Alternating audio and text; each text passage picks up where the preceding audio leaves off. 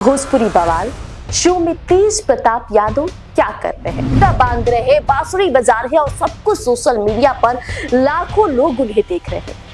एक साधारण entertainment show लगता है, लेकिन राजनीति के जानकार न इसे केवल मनोरंजन नहीं बल्कि बड़ी राजनीति मान रहे हैं। पर हमला करने का भी गंभीर आरोप भी ऐश्वर्या पर लगा दिया और दावा किया कि उनके पास इसके सीसीटीवी फुटेज मौजूद है। जब मामला कोर्ट में है तो टीवी स्क्रीन पर इस दर्द को बयां करने के पीछे का क्या मतलब है, क्या मंशा है? क्या यह शो राजनीति को कोई धार देगा?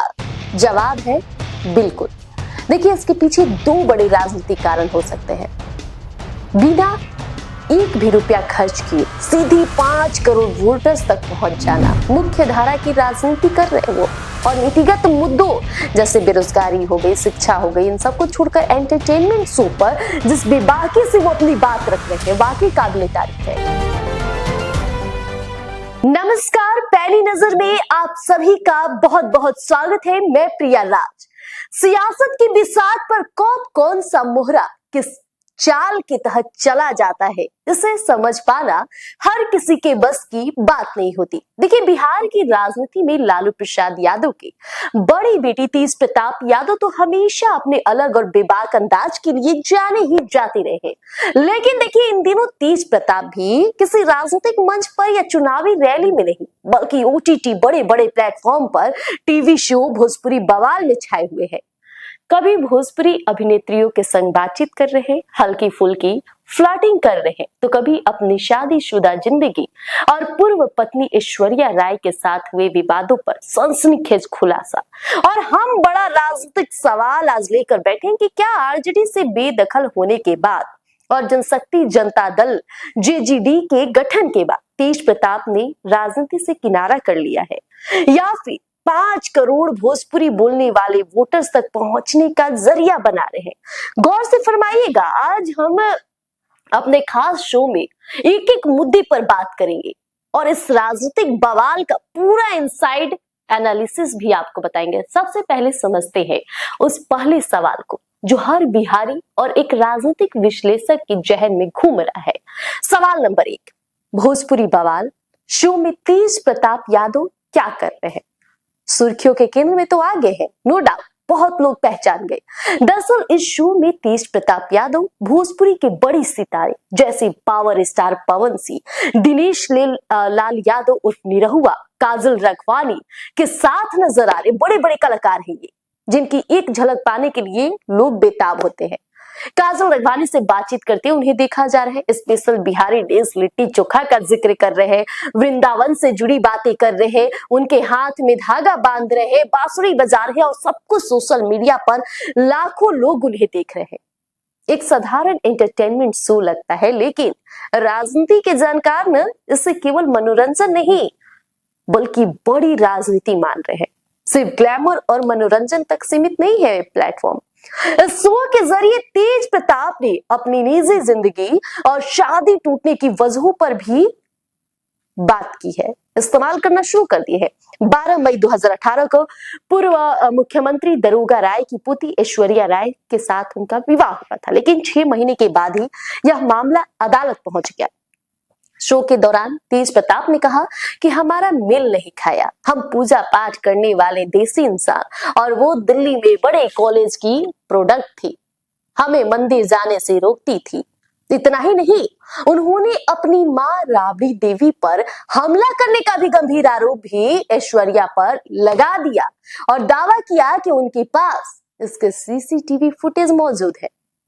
अब सवाल, जब मामला कोर्ट में है तो टीवी स्क्रीन पर इस दर्द को बयां करने के पीछे का क्या मतलब है, क्या मंशा है?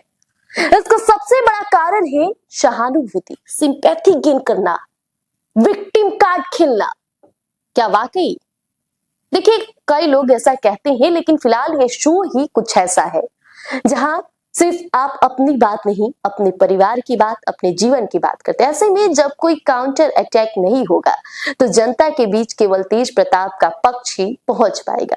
देखिए, तेज प्रताप खुद को उन राजनीतिक कटपा लोगों का शिकार बताते हैं जिन्होंने उनके परिवार और उनकी पार्टी में दरार डाली।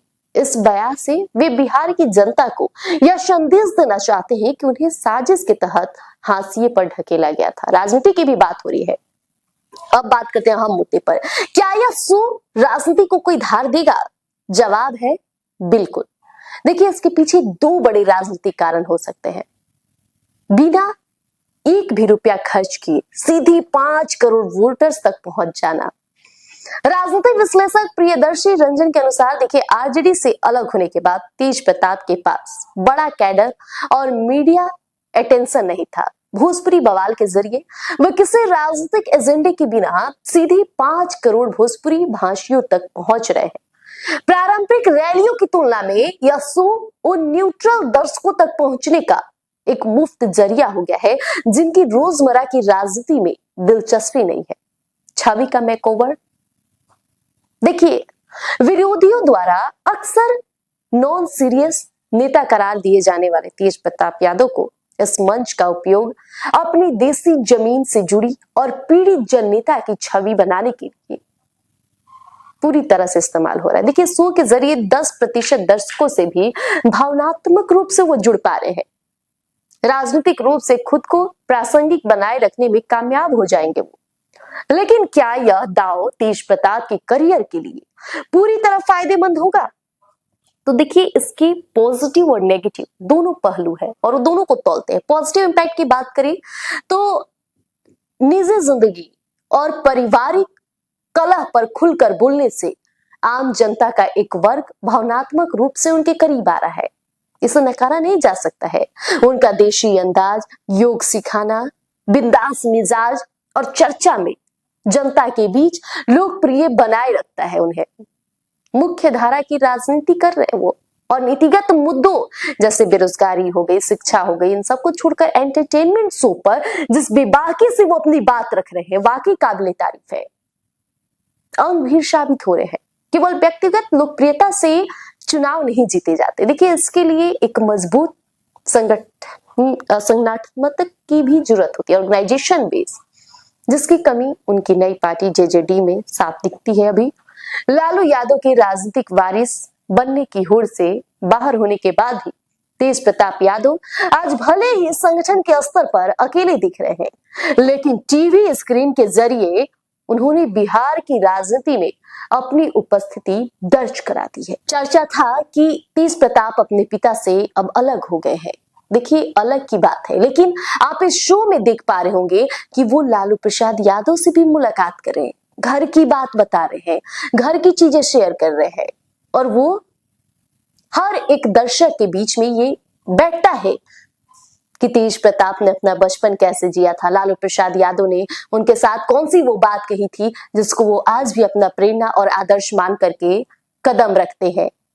पिता से मुलाकात की तस्वीरें, पिता से मुलाकात और उनके जन्मदिन पर जो समारोह करना, हर कुछ वो शेयर कर रहे हैं, और ये सब कुछ कई करोड़ों दर्शकों तक पहुंच रहा है। दर्शकों से बात किया जाए तो वोटर्स के कानों तक जा रही है। फिलहाल आप कितना सहमत है हमारे इस पूरे प्रोग्राम में जो हम बात कर रहे हैं? आप भी कमेंट में जरूर बताइएगा कि क्या इस शो के जरिए तेज प्रताप यादव की राजनीति पर भी इसका असर पड़ेगा? क्या तेज प्रताप यादव एक सही मुकाम हासिल करने में कामयाब हो पाएंगे? जरूर बताइएगा। धन्यवाद। गोल, जहां 28 वर्षों के सफर में 18,000 से भी अधिक छात्रों ने डॉक्टर एवं इंजीनियर बनकर सफलता की ऊंची उड़ान भरे है, जहां साधारण छात्र भी बिहार एवं झारखंड टॉपर बनकर बड़ा इतिहास बना रहे हैं। दूरदर्शी शिक्षाविद श्री विपिन सिंह के मार्गदर्शन में मेडिकल एवं इंजीनियरिंग के लाखों छात्रों के लिए आशा की किरण के रूप में गोल, द रिजल्ट फैक्ट्री